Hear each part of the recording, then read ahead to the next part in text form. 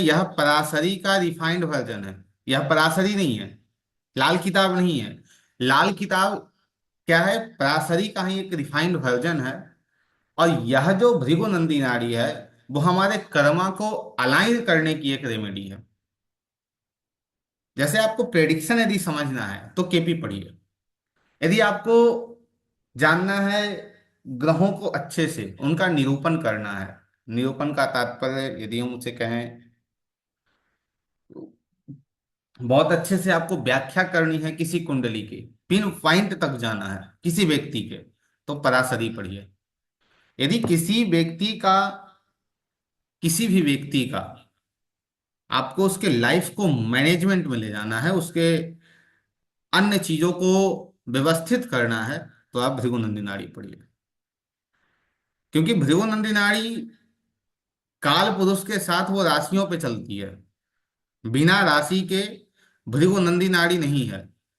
जब आप क्लासिक को पढ़ते हैं, आप बहुत बहुत सी पुस्तकों में देखेंगे इतनी सारी चीजें लिखी गई हैं एक राशि पे, एक एक राशि पे पूरा एक ग्रंथ लिखा गया है कि भाई एक राशि की यह फलादेश है या ये डिफिनेशन है उसकी। वैसे ही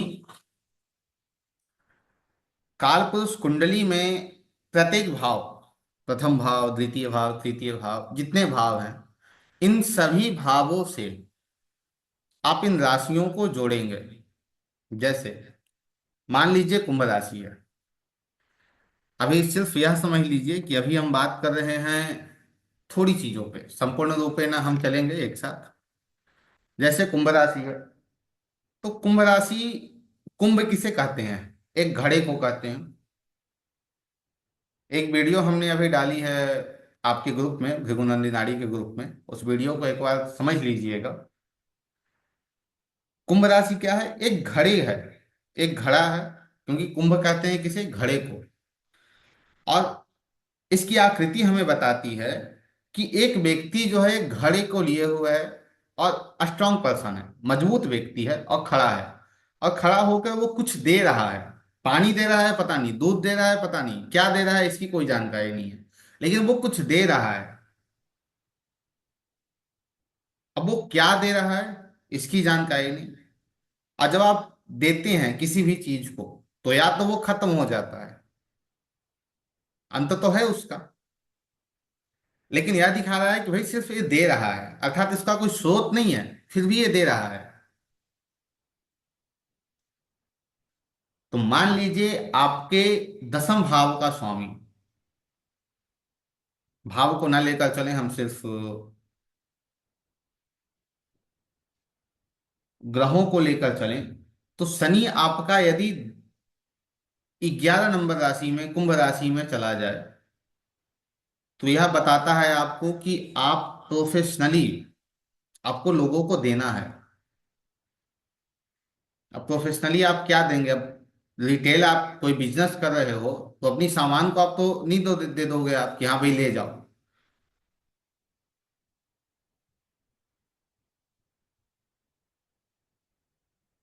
केतु को समझते हैं ना, सन्यासी को। या जब ग्रहों की बात करते हैं तो उसमें एक उदार वैश्य होता है, जिसे हम चंद्रमा के नाम से जानते हैं। चंद्रमा को उदार वैश्य कहा जाता है।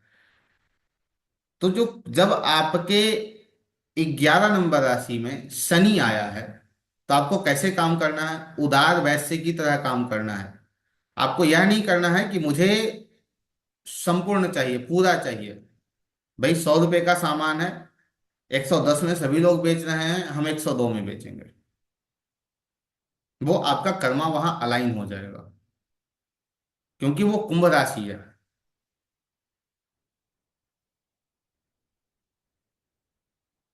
घड़ा नीचे रखा होता है, उसमें से हम पानी निकाल कर पीते हैं, या घड़ा को थोड़ा डाउन करते हैं तो हम पानी पीते हैं।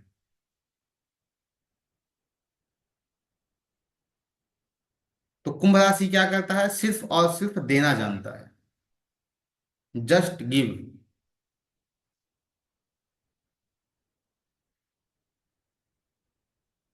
इसका एक और, यह शेयर योर आर्ट है, अपनी कला दूसरों को देता है। जैसे बिजनेस कर रहा है और कुंभ राशि में इसका बुध बैठा है, मरकरी है, तो यह देखेगा कि भाई मैं अपने बिजनेस को,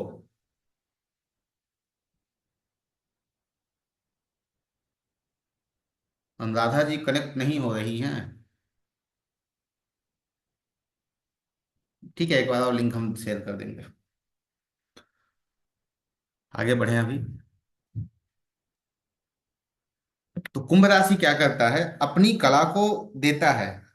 ऐसा या नहीं है कि ये कहता है मुझे नहीं देना है। यदि बुद्ध बैठा है तो ये जैसे बिजनेस कर रहा है वैसे ही लोगों को बिजनेस करना सिखाए या अपनी फ्रेंचाइजी लोगों तक पहुंचाए कम पैसे में। वो जो एक आया था ना एमबीए चाय वाला, वैसे काम नहीं करना है। ऐसे काम करना है कि थोड़े पैसे में अगले को दो पैसे मिल जाए, हमें दो पैसे मिल जाए, वैसे बिजनेस को ग्रो करना है। आपका बिजनेस ग्रो हो जाएगा, आपको उसके लिए सोचना नहीं पड़ेगा।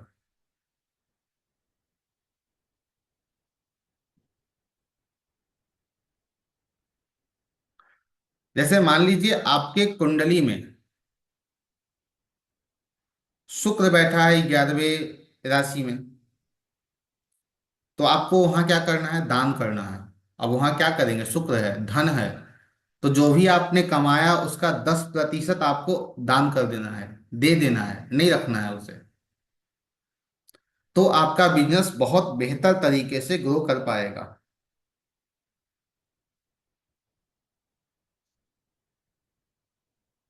तो आप बहुत बेहतर तरीके से ग्रो कर पाएंगे, अन्यथा उसमें आपको समस्या आ जाएगी। समस्या का क्या आएगी, कैसे इस पे काम करेंगे, हम इस पे ही बात करेंगे। थोड़ा थोड़ा अभी हम समझने का प्रयास करते हैं। जैसे यदि आप ऐसा करेंगे तो आपको धन की तो कभी कमी नहीं रहेगी। यदि आपके कुंभ राशि में शनि है तो आपको अगले को सिखाना है। क्या सिखाना है, शनि क्या है, आपका कर्म है, काम है। तो कोई व्यक्ति आपसे पूछने आ रहा है कि भैया ये काम कैसे करते हो, तो मना नहीं करना है उसे। भाई चले चलो मैं तुझे भी सिखा देता हूँ, उसे सिखा देना है। जैसे वृषभ में चला जाए आपका, तो वृषभ को क्या कहते हैं, वृषभ एक बैल है। अब जैसे बैल काम करता है वैसे ही आपको उसे समझना है, जमीनी तौर पे ही। बैल को यदि बांध दिया जाए कि भाई आपको चलना है खेत में उसे, तो कंटिन्यू चलते रहता है। लेकिन उसके पीछे क्या लगाना पड़ता है, एक डंडा। या तो एक व्यक्ति हो जो उसे चलाते रहे, या तो एक डंडा पीछे रखा रहे कि भैया थोड़ा चलना है इसके साथ में। अब वो क्या करेगा, यदि मान लीजिए वृषभ में आपका शुक्र गया है, तो धन आपको संचय कैसे करना है, पैसा आपको संचय कैसे करना है, वो बताएगा आपको भृगुनंदी नाड़ी, और आपको कोई नहीं बताएगा। वृषभ बैल कंटिन्यू चलता है, वो कंटिन्यूअस है, वो लगातार काम करता है, बिना रुके काम करता है।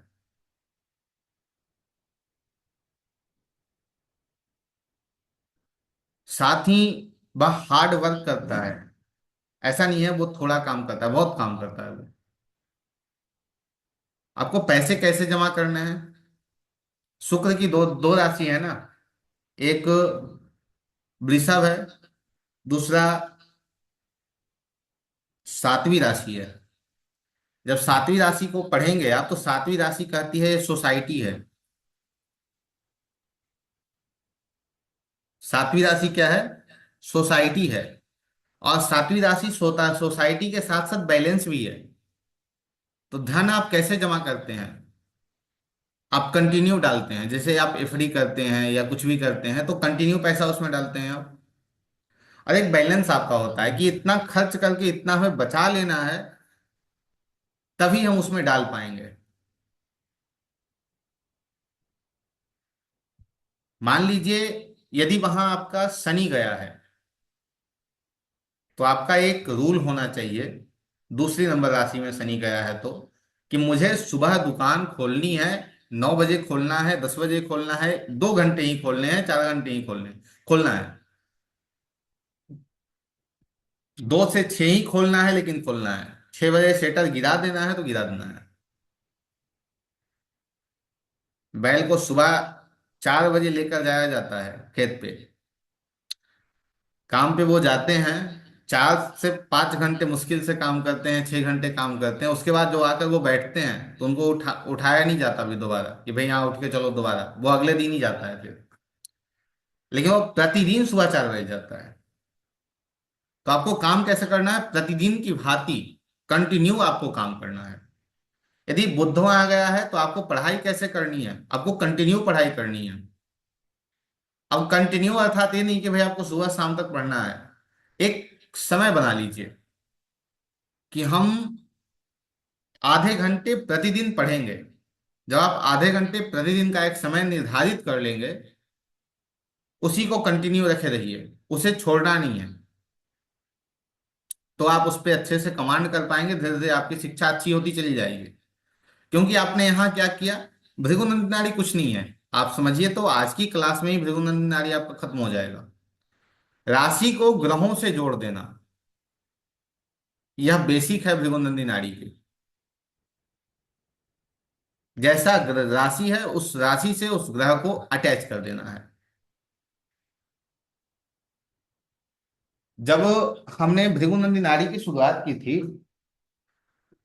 तो सर ने बहुत 2-3 कहानियां कही। जो एक कहानी यह है कि सर ने कहा, यह मान लीजिए भृगुनंदी नाड़ी के अंतर्गत गुरु जीव कारक होता है।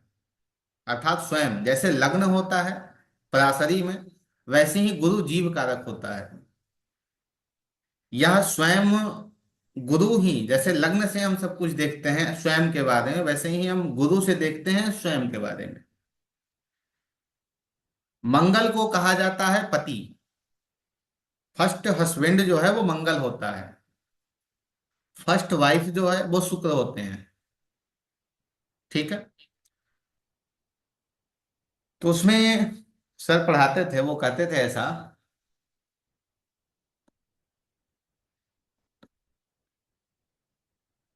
मंगल हीरो है, अभिनेता है, और शुक्र अभिनेत्री है, हीरोइन है। जो 90 के दशक में जो फिल्म आती थी, उन सभी फिल्मों में यही कहानियां होती थी कि एक हीरो है, एक हीरोइन है, दोनों को प्यार हुआ, और दोनों के प्यार के बीच में राहु केतु शनि मंगल आ गए। ठीक है। अब राहु केतु शनि मंगल अर्थात वो गुंडे आ गए जो उन दोनों को परेशान करेंगे। तो विवाह में वो पढ़ाते थे कि यदि मंगल और शुक्र के संबंध में यदि शनि आ जाए, राहु आ जाए, मंगल आ जाए, केतु आ जाए, तो समस्या दे देता है। जिस व्यक्ति के चार्ट में आपको दिख जाए शुक्र के साथ राहु, शुक्र और राहु, यानी मैं कह रहा हूं कि राहु और शुक्र, राहु शुक्र चेंज हो जाएगा। जिसके कुंडली में शुक्र और राहु दिख जाए, शुक्र के साथ राहु की युति दिख जाए, और वह व्यक्ति बिना यूटिलाइजेशन के, बिना वो राहु के यूटिलाइजेशन के विवाह कर ले किसी लड़की से, तो कल्याण हो गया फिर उसका। राहु कहता है भाई अनऑर्थोडॉक्स चीजें हैं राहु। वो कहता है विवाह कैसे करना है, अनऑर्थोडॉक्स करना है, परंपरा से विरुद्ध जाकर करना है। अब परंपरा से विरुद्ध यह नहीं कि मैं जातिवाद जो चीजें हैं उसे मैं बढ़ावा दे रहा हूं या ऐसा कुछ। परंपरा से विरुद्ध यह होता है, मान लीजिए आपके, आप डॉक्टर हो, आपका जो पार्टनर है वो इंजीनियर है। अब किसी कुंडली में शुक्र और शनि की होती है, तो शनि तो डिले है, शनि आलस्य है। लेकिन शनि कर्म भी है, प्रोफेशन भी शनि है ना। तो ऐसी लड़की से आपको विवाह करना है जो लड़की प्रोफेशन में हो, प्रोफेशनली वो कुछ कर रही हो, वो ठीक है आपके लिए। यदि किसी कुंडली में आपको मंगल केतु का योग मिल जाए और उस व्यक्ति ने केतु को यूटिलाइज नहीं किया और विवाह कर लिया, तो आप निश्चित उस व्यक्ति का देखेंगे 2, 4, 10 साल, 5 साल होते होते तलाक तक बातें पहुंच जाएंगे। वहां उसे केतु को यूटिलाइज करके ही विवाह करना है। केतु एक सिंपल बंदा है। केतु को कोई मतलब नहीं होता है अन्य चीजों से। वो त्यागी है, शांत है, सिंपल है, स्वच्छ है, सुंदर है, वो केतु है। लेकिन राहु बिल्कुल उससे विपरीत है। अब जिसकी कुंडली में मंगल केतु का योग है, अब वो लेकर चला है मंगल और राहु को, तो क्या होगा? समस्या तो आ जाएगी उसके सामने फिर। अब जहां सामने केतु होना चाहिए था वहां राहु आ गया, तो मामला तो कोर्ट तक चला जाएगा।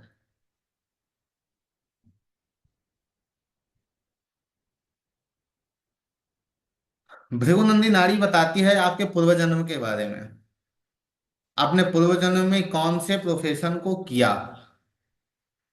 इसमें एक शब्द आता है प्रोग्रेशन, एक आता है शब्द MOP, movement of the planet,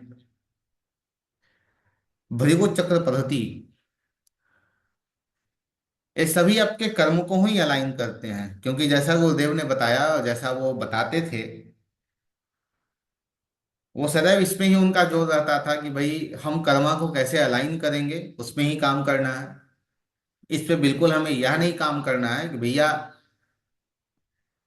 इसे पानी में डाल दो, उसे वहां दफना दो, ये कर दो, वो कर दो। इस पे हमें बात नहीं करनी। हमें सिर्फ बात इस पे करना है कि संपूर्ण तरीके से हम अपने कर्मों को अलाइन कैसे करें। भगवान श्री कृष्ण बोलते हैं ना, कर्मण्यवाधिकारस्ते। फिर भगवान श्री रामचंद्र ने भी कहा है, कर्म प्रधान विश्व करी राखा, जो जस करहि।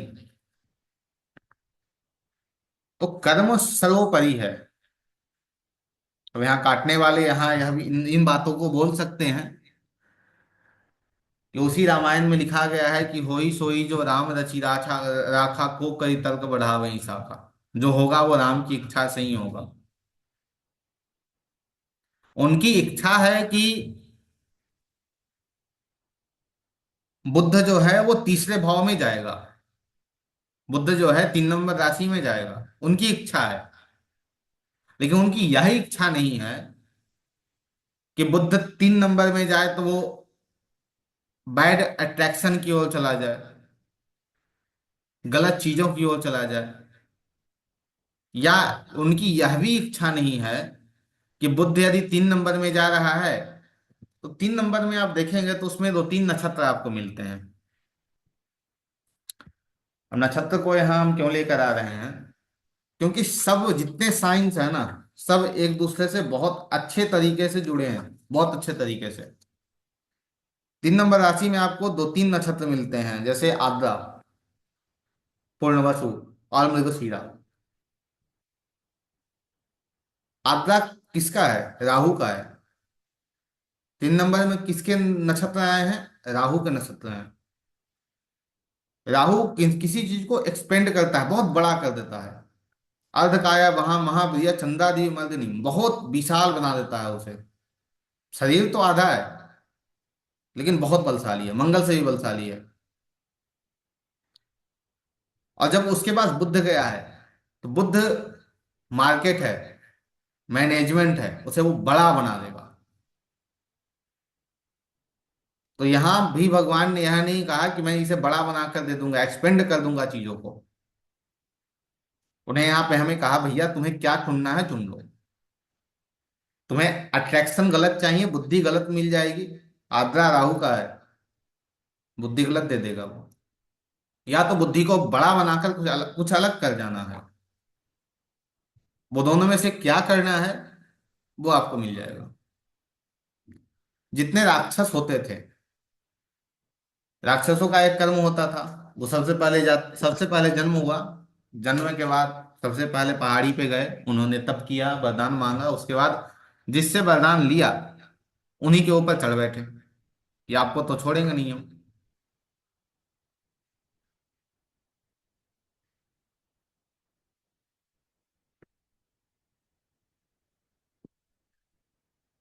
जैसे मान लीजिए आपकी 5 नंबर राशि है, 5 नंबर राशि में आपका शनि गया है, और 10 नंबर राशि में आपका शनि गया है। दोनों में आसमान जमीन का आपको अंतर मिल जाएगा। आप तो कहोगे कि भाई 5 नंबर राशि में चला गया, शत्रु की राशि में चला गया, ऐसा हो जाएगा वैसा हो जाएगा, कुछ नहीं होगा। कोई भी भाव या कोई भी राशि ना अच्छी है ना कोई कोई भी राशि बुरी है। सब अपने अपने बल को लेकर चल रहा है, उसके बल के साथ हमें व्यवस्थित हो जाना है। वही ज्योतिष है। और विशेषतया भृगुनंदी नाड़ी है, BNN है। 5 नंबर राशि में जब आपका शनि जाएगा, अब शनि किसके पास गया? राजा के पास गया, शेर के पास गया। अब शेर जैसे काम करता है वैसे ही कहेगा आपसे सिंह राशि कि भैया जैसे मैं काम करता हूं वैसे ही तुम्हें भी काम करना है। तुम्हें इधर उधर जाने की आवश्यकता नहीं है। आप कहोगे नहीं, हम तो कैप्रिकॉन वाला काम करेंगे। कैप्रिकॉन क्या करता है?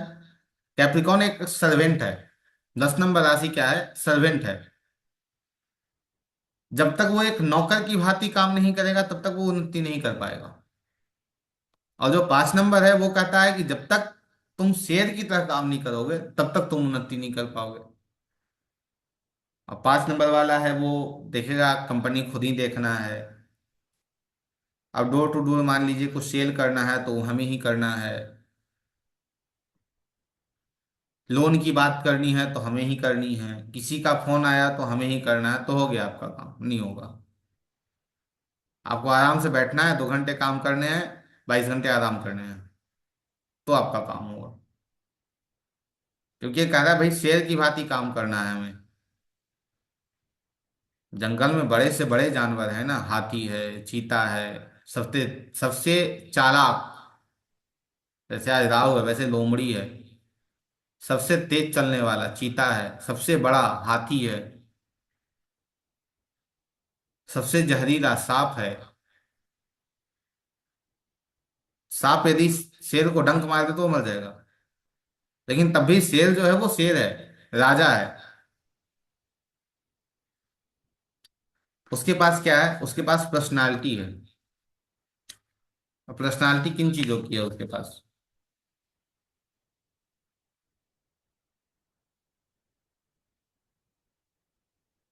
उसके पास लीडरशिप नेचर है।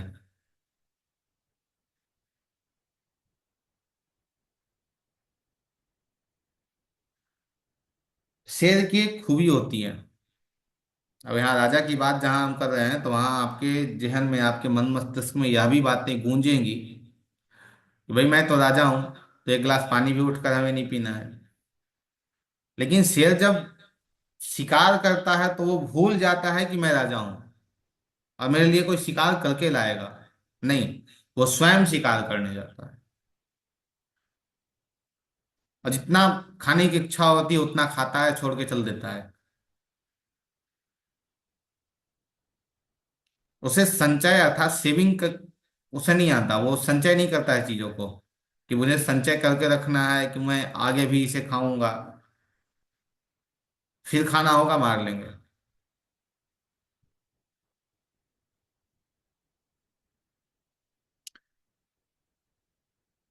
जब शेर शिकार करता है तो वो यह नहीं देखता कि मेरे पीछे क्या है, आगे क्या है, दाएं क्या है, बाएं क्या है, कुछ नहीं। उसकी एक सिर्फ एक पेश होती है कि सामने हिरण है, उसे पकड़ना है किसी भी कीमत पे। मुझे या पेड़ पे चढ़ना पड़े, या पानी में जाना पड़े, या छलांग लगाना पड़े, या बहुत तेज दौड़ना पड़े। तो यदि 5 नंबर राशि में आपका शनि है तो आपको डूब कर काम करना है, डूब जाना है उसमें। लगना नहीं चाहिए कि भाई ये आदमी जो है वो बैठा भी है, ऐसे डूब जाना चाहिए। यदि बुद्ध है तो डूब के पढ़ना है, अच्छे से पढ़ना है उस पर। तो ये काम कर पाएगा, तो ये आगे चल पाएगा। कैप्रिकॉन शारीरिक काम करता है, शरीर से काम करता है। लेकिन सिंह जो है वो मेंटल काम करता है। सिंह राशि मेंटली तरीके से काम करता है।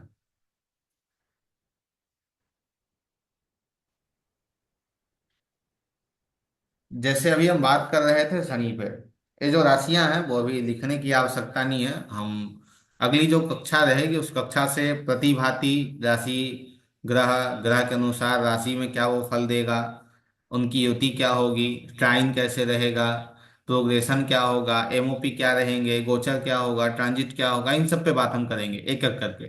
ठीक है।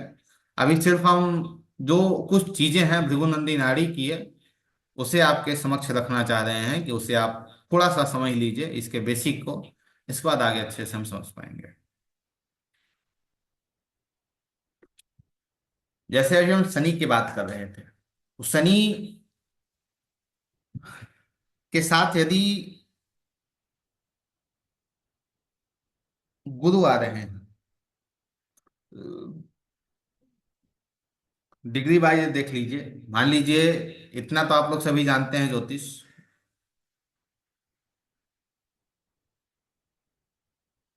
मान लीजिए शनि की डिग्री जो है वो 10 है और गुरु की डिग्री 8 है।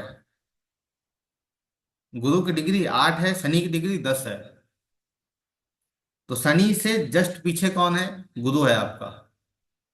गुरु के कारक तत्वों को लेकर शनि चल रहा है, जिसे हमने पराशरी में भी पढ़ाया है।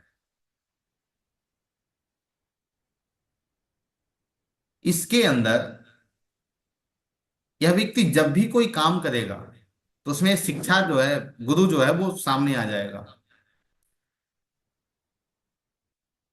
शनि के पीछे जो ग्रह है गुरु, वो आपका यह जन्म नहीं है, वो आपके पिछले जन्म के कर्म के बारे में बता रहा है। वो यह कह रहा है कि आप जो इससे पहले जो आपका जन्म था उस जन्म में आप एक शिक्षक शिक्षक थे, आप एक टीचर थे, एक सलाहकार थे, एक धार्मिक व्यक्तित्व के स्वामी थे।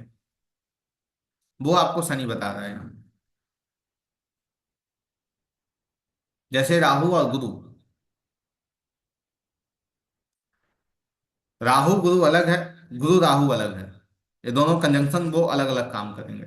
डिग्री से हम इसे समझेंगे कौन आगे है कौन पीछे है। जैसे गुरु के साथ राहु है तो सबसे बड़ा एक तो हम लोग कहते हैं चांडाल दोष लग गया। ऐसा कुछ नहीं, वहां के चांडाल दोष लग गया। गुरु के साथ राहु, राहु कह रहा है भाई, राहु दादाजी हैं। गुरु क्या है? गुरु ज्ञान है, अर्थात आपके जो दादाजी होंगे वो ज्ञानी होंगे। राहु इंटरनेट है, गुरु ज्ञान है। आप इंटरनेट से धार्मिक चीजों को आप पढ़ सकते हैं या इंटरनेट से आप ज्ञान ले सकते हैं।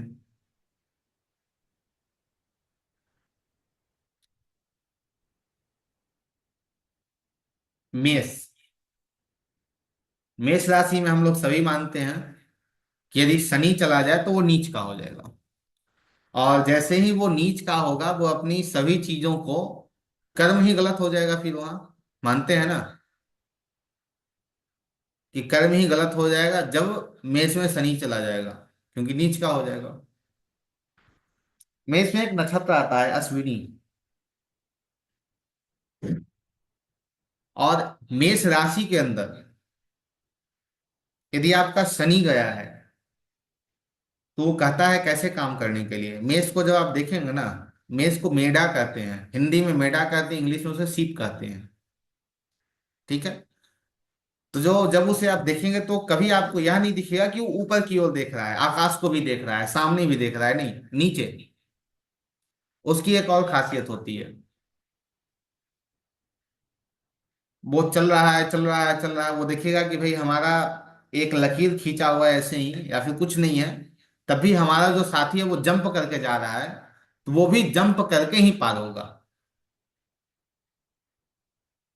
वो सबसे पहले नीचे देखेगा, जंप करके पार होगा। ये नहीं देखेगा कि भी नीचे कुछ था या नहीं था, उससे मतलब नहीं है। वो देखेगा उसने जंप किया, मुझे भी जंप करना है। ये उसकी टेंडेंसी होगी। मेष में यदि किसी का शनि हो वैसे काम करेगा।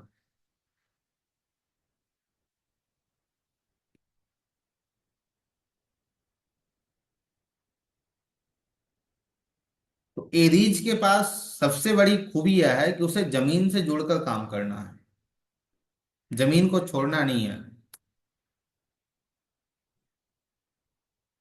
जब भेड़ है या भेड़ के आसपास आप गुजरते हैं, सीप के पास में, तो अचानक मुड़ जाता है, या अचानक दिखता है क्या है हमारे आसपास, रिएक्ट करता है बहुत तेज फास्ट। इसका तात्पर्य यह है कि जब आपका शनि मेष में गया हो, आपको काम कैसे करना है यदि दिमाग में आ गया कि चलो कल से जो है वो भृगुनंदी नाड़ी को बंद करके हमें मंत्र जप करना है, तो मत कल से मंत्र जप करना है। डिसीजन ले लिए, क्यूक डिसीजन ले लिए तो ले लिए, फिर वो डिसीजन से इधर उधर नहीं होना है। और डिसीजन डिसीजन जस्ट लेना है, तुरंत लेना है डिसीजन। क्योंकि ये मेष वाले बहुत जल्दी भ्रमित भी हो जाते हैं, और जब ये भ्रमित हो जाएंगे तो फिर कल्याण है इनका।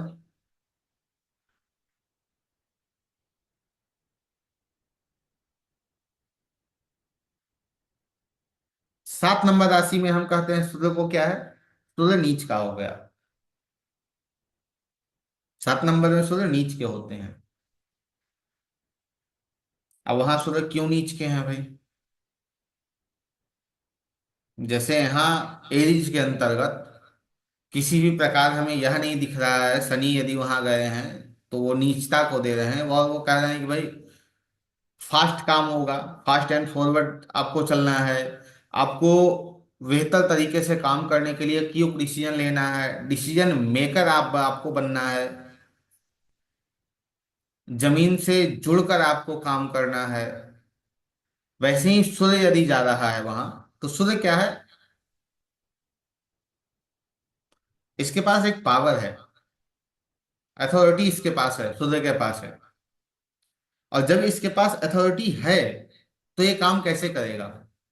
सप्तम में 7 नंबर राशि में गया है तो दो तीन चीजें होती हैं। मान लीजिए मेरे पास पावर है, राजा जो पहले के जमाने के थे या आज भी जो जैसे प्रधानमंत्री ये सब राजा ही हैं, तो उनके पास एक पेन है, उन्हें लिख देना है भाई ऐसा है।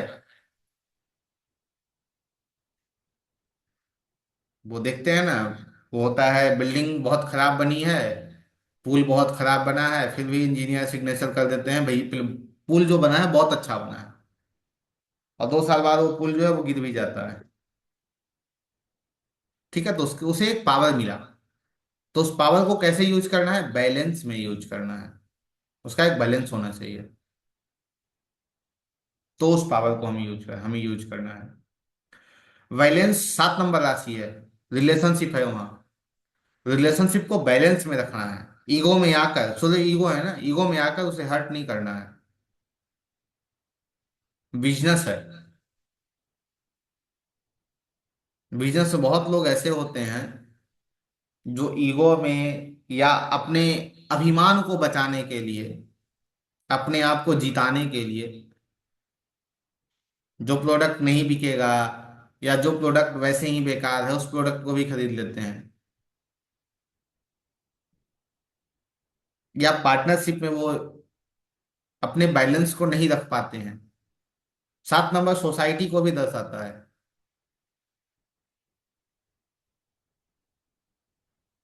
और 7 नंबर में यदि बुद्ध आया है तो सोसाइटी से आपको कैसे रहना है?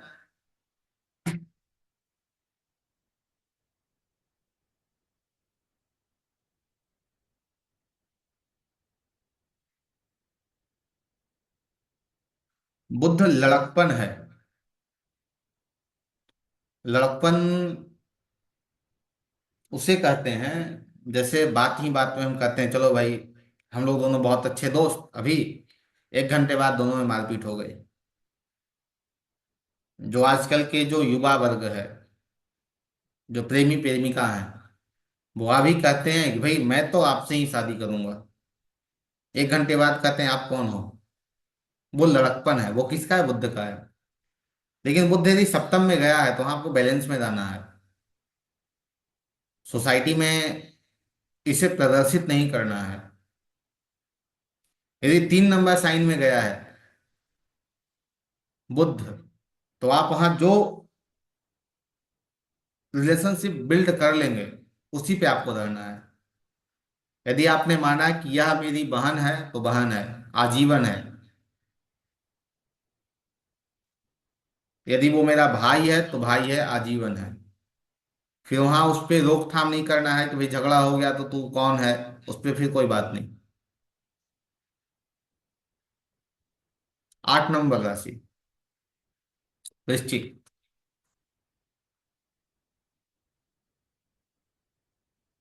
जब 8 नंबर राशि को देखेंगे आप, उससे पहले 4 नंबर को समझिए तो 8 नंबर को समझ पाएंगे। 4 नंबर राशि बहुत अलग तरीके से काम करती है। बहुत अलग तरीके से काम करने का मतलब क्या है? केकड़ा को देखते हैं, केकड़ा।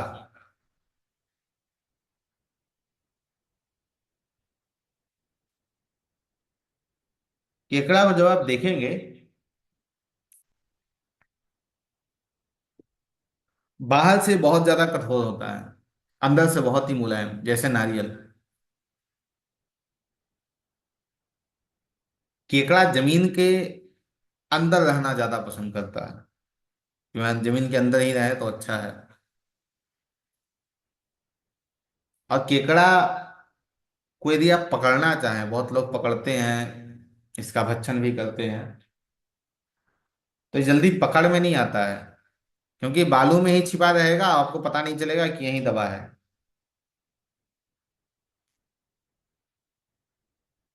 केकड़ा को कहा जाता है अप्रत्याशित, अनप्रेडिक्टेबल। इसका प्रेडिक्शन करना मुश्किल है, कहाँ होगा, जमीन के किस ओर होगा, पानी में होगा या नहीं होगा। तो जो भी ग्रह गए हैं आपके उन कर्क राशि में, आपको वैसे ही रहना है। भाई, हम पर्टिकुलर बात करेंगे तो कैसे करेंगे? अब बाहर से कठोर, अंदर से नरम। शनि है तो काम कैसे करना है? बाहर से कठोर, अंदर से नरम। शनि 4 नंबर वाला जितनी ज्यादा जिम्मेदारियां लेगा, उतना ही ऊपर ऊपर उठता चला जाएगा, उतना ही बेहतर हो जाएगा। 4 नंबर राशि किसकी है? कर्क है। वहां से हम माँ को देखते हैं, मातृत्व है वहां। यह केयर टेकर है, इमोशनल अटैच होता है यह। अब इस कारण यह भी देखेंगे कि जिसके कुंडली में आपको 4 नंबर में शनि दिख जाए, 4 नंबर में गुरु दिख जाए, उस व्यक्ति को आप कुछ भी बोल दीजिए, उसे कह दीजिए भाई जाओ मार्केट से थोड़ा टमाटर लेकर आ जाओ, मना नहीं करेगा, ला देगा। उसका कुछ लोग फायदा भी उठाते हैं। तो इसलिए ऐसे व्यक्ति को बिल्कुल अपने आप में कैसे रहना है? जैसे केकड़ा रहता है, बाहर से कठोर, अंदर से नरम।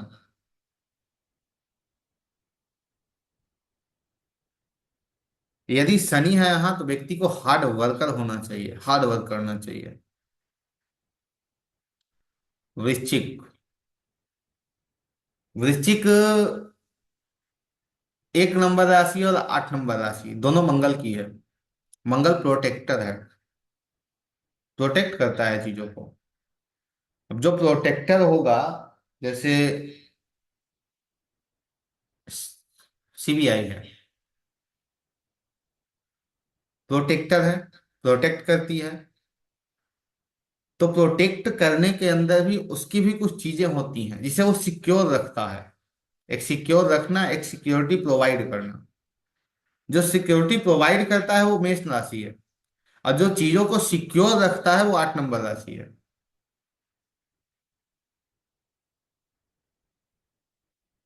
जो भी ग्रह आपके 1 नंबर साइन में गए हैं, जैसे शनि गया है और आप ज्योतिष का काम कर रहे हैं, तो आपका काम है जो भी क्लाइंट आपके पास आया है उसे सिक्योरिटी देना। अब सिक्योरिटी आप कैसे उसे देंगे? ज्योतिष के अंतर्गत रेमेडी से, कर्मा अलाइन करके, आगे उन्हें बताकर कि भाई आज के 2 साल बाद आपको आगे एक पत्थर आने वाला है, थोड़ा मुड़ कर जाना है, पानी आ गया है, गिर जाओगे, थोड़ा फिसल जाओगे, थोड़ा सा मुड़ जाओ आप। उन्हें सिक्योर करना है। एक सिक्योरिटी हो गया, एक हो गया कि भाई किसी भी चीज को छिपा कर रखना। वो आपका आठवां, 8 नंबर राशि है।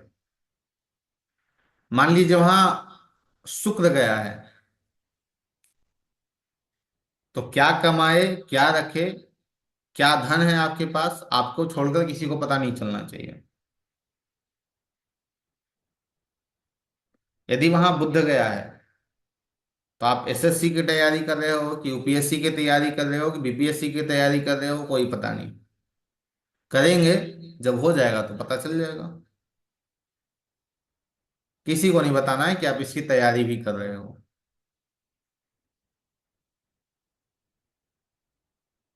वहां शनि बैठा है, तो बहुत लोग होते हैं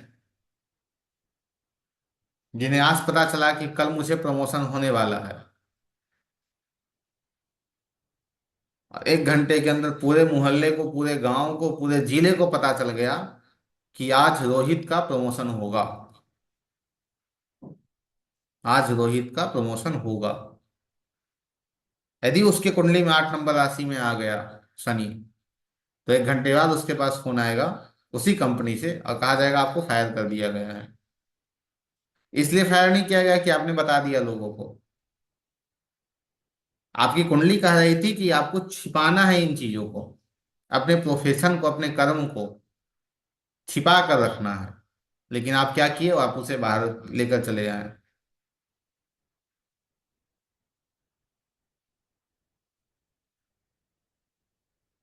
जैसे म्यूचुअल फंड है, एलआईसी है, या जो भी सेविंग्स हैं जो दूसरे के माध्यम से की जाती है।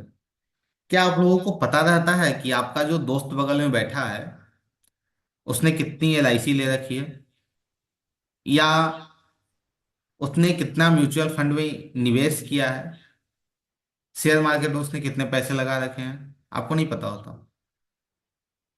वो अष्टम भाव है, जो छिपा रहे।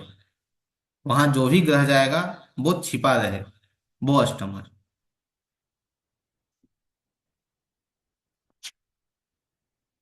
और कोई राशि? वृश्चिक कहता है कि भाई हमें रिसर्च करना है।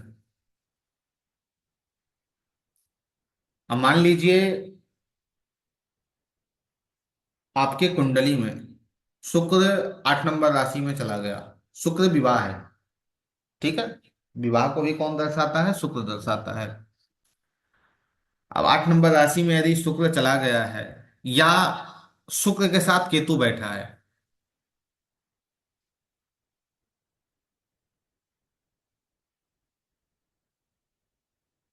तो जहां आप विवाह करने वाले हो उस जगह की अच्छे से छानबीन कर लीजिए। जहां आप पैसा इन्वेस्ट करने वाले हैं उस जगह की बहुत अच्छे से छानबीन कर लीजिए। पैसा डूब तो नहीं रहा, पैसा ठीक जगह जा तो रहा है। वो आजकल फोन पे वगैरह है ना, तो पहले 1 रुपये सेंड करके देख लीजिए कि भैया वो पैसा सही जगह जा रहा है कि नहीं जा रहा है, उसके बाद पूरा पैसा भेजना है।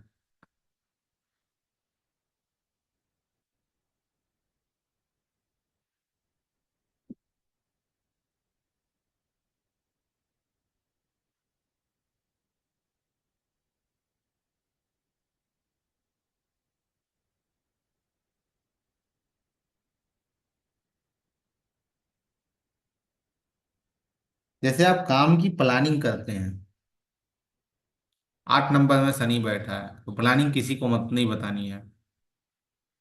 नहीं तो पता चले वो जो प्लानिंग है वो अगले दिन दुनिया के पास होगा, और आप जो हैं वो निठल्ले वैसे ही बैठे रहेंगे, कुछ आपके हाथ नहीं लगेगा। 9 नंबर राशि धनु। 9 नंबर राशि को जब आप देखेंगे तो उसकी आधी आकृति एक मनुष्य की है। एक आदमी है, एक व्यक्ति है, उसके हाथ में तीर और धनुष है, और उसका आधा शरीर घोड़े का है। तो जहां घोड़े का शरीर है वहां घोड़े का एक ताकत है, हॉर्स पावर है। एक व्यक्ति वहां है तो बुद्धिमान भी है, बुद्धि भी है उसके पास। हाथ में तीर धनुष लिया है तो कहीं निशाना लगा रहा है। तो आपको जो भी काम करना है निशानेबाजी के साथ करना है, एक ताकत के साथ करना है। अब घोड़ा है, इंसान है, तो एनर्जी है उसके पास।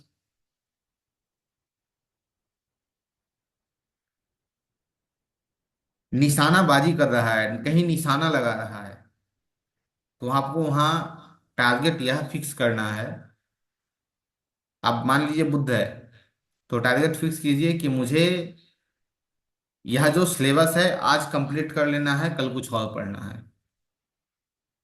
और उस पूरा का पूरा सिलेबस आपको कंप्लीट करना है, या फिर आज 4 पेज पढ़ने हैं, 10 पेज पढ़ने हैं, आज यह मैथ सॉल्व करके ही छोड़ना है। इसे आज रट लेना है, याद कर लेना है।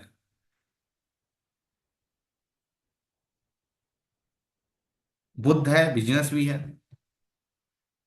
उसमें भी टारगेट स्वयं सेट कर लीजिए, मुझे इतने का सेल करना है, हो जाएगा। शुक्र है, टारगेट सेट कीजिए कि मुझे इतना पैसा बचाना है, इतना पैसा रखना है, इतना पैसा कमाना है, एक महीने में इतने पैसे हमारे पास आने चाहिए। लेकिन ऐसा नहीं है कि आप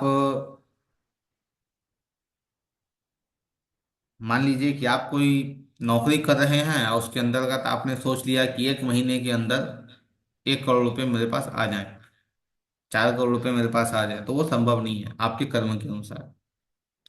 तो उन दोनों को मिलाकर चलना है, और आपको एक टारगेट फिक्स करना है कि हाँ इतना मुझे करना है, वो आप कर लेंगे। एक गोल सेट करके काम कीजिए, आप काम कर पाएंगे। लेकिन धनु का एक और नेचर है, ये क्रूअल भी है, क्रूर स्वभाव का है। मान लीजिए शुक्र यहाँ चला गया, तो वहां समस्या है। शुक्र अर्थात पत्नी।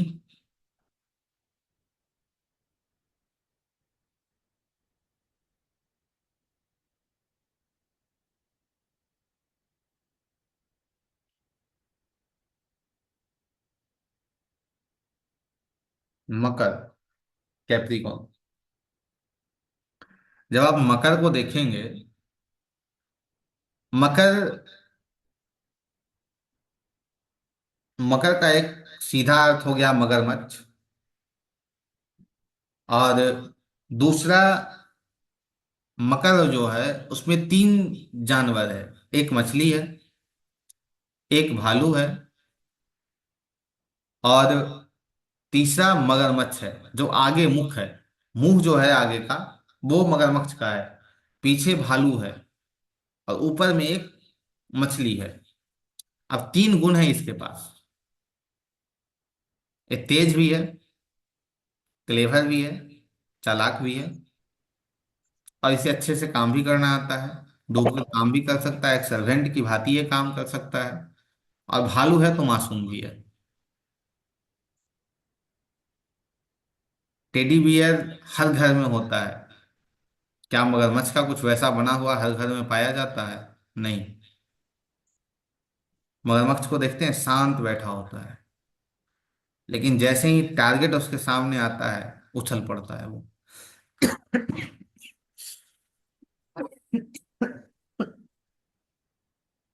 वो है ना, एक आया था, द माउंटेन मैन फिल्म, उसमें है, जब तक तोड़ेंगे नहीं तब तक छोड़ेंगे नहीं। लो, फिर आ गए। वही है कैप्रिकॉन। एक सर्वेंट की तरह काम करना है, यदि शनि 10 नंबर राशि में आपका है।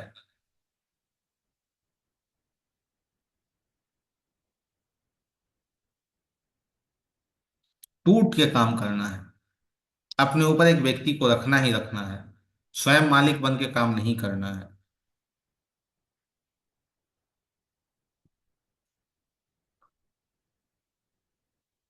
जैसे बुद्ध है यहाँ, तो पढ़ाई करनी है, लेकिन कैसे करना है? बैठना है कंटिन्यू, कम से कम 5 घंटे, 6 घंटे, वैसे पढ़ाई करनी है। भले 2 दिन ना बैठे हम, लेकिन पढ़ाई करेंगे तो पूर्ण तरीके से। इसलिए भृगुनंदी नाड़ी सिर्फ राशि पे ही काम करती है, ना कि ये काम करती है भाव के ऊपर। भाव का भी इसमें रोल है, ऐसा नहीं है कि भाव संपूर्ण तरीके से नहीं है। एक और राशि आपकी है मीन। दो मछलियों का संगम। दो मछलियों का संगम है मीन राशि। मीन के पास यह है, वो कहता है भैया जितना भी है अपने पास है वो दे दो, रखना नहीं है अपने पास।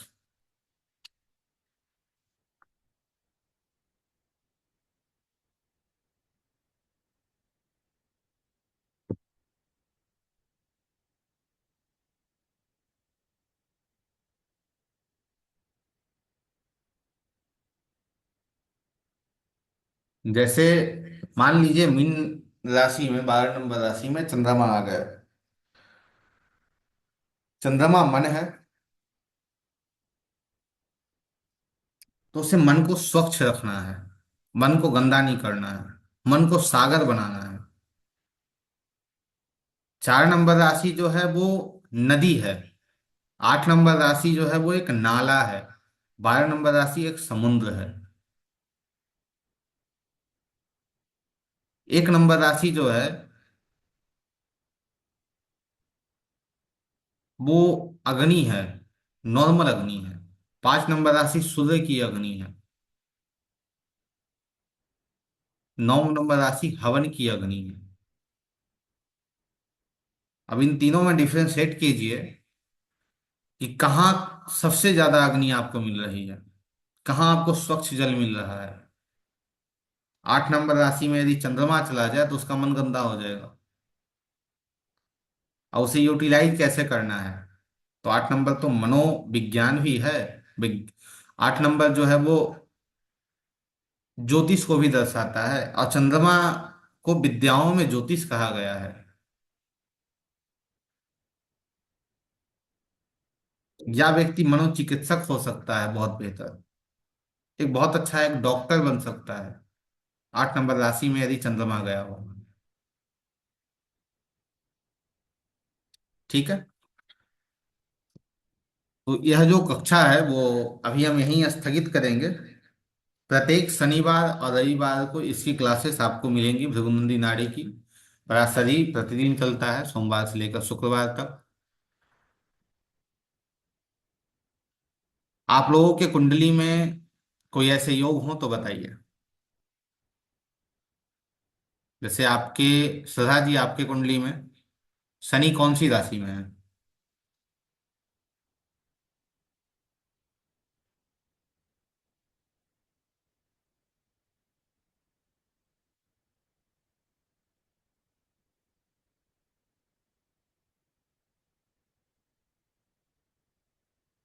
राहुल जी?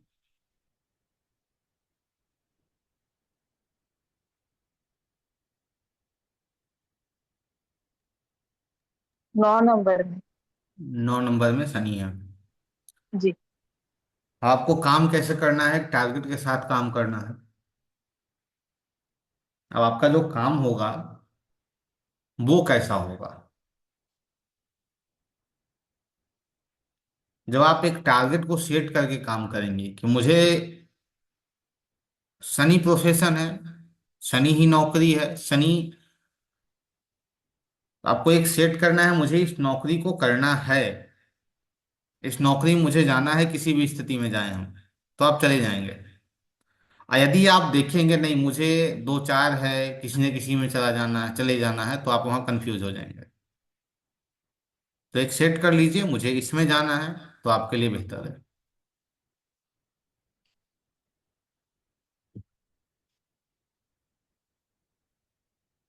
ठीक है।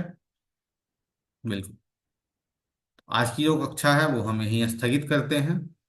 और कल की कक्षा से पूर्ण रूपेण, जैसे सबसे पहले राशि पे हम बात करेंगे, और इसके अंतर्गत हम विशेष एक सब्जेक्ट जो है, जो बहुत ही चर्चित है आजकल, कर्मा अलाइनमेंट। आपको कर्मा कैसे अलाइन करना है, इसके अंत में, इस कोर्स के अंत में हम बात करेंगे आप लोगों से। सबसे पहले राशि, राशि के बाद फिर ग्रह, ग्रह राशियों में कैसे इफेक्ट करते हैं उस पे यह जो ट्राइन है, 1 5 9 2 6 10 3 7 11 4 8 12, ये काम कैसे करते हैं, इस पे प्रोग्रेशन क्या है। ये जो प्रोग्रेशन या फिर एमओपी ये सब बात कर रहे हैं ना, वो आपको कहा जाता है कि एडवांस में मिलेगा।